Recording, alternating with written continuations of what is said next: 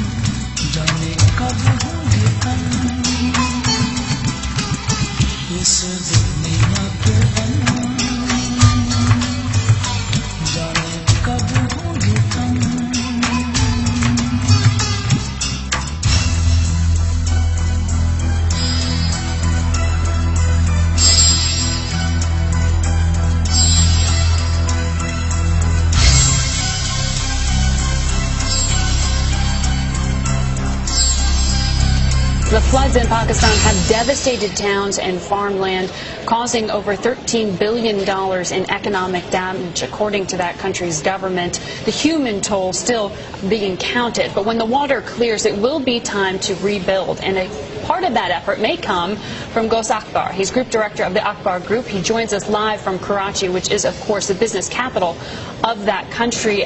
Good evening to you. I appreciate you joining us this morning for us.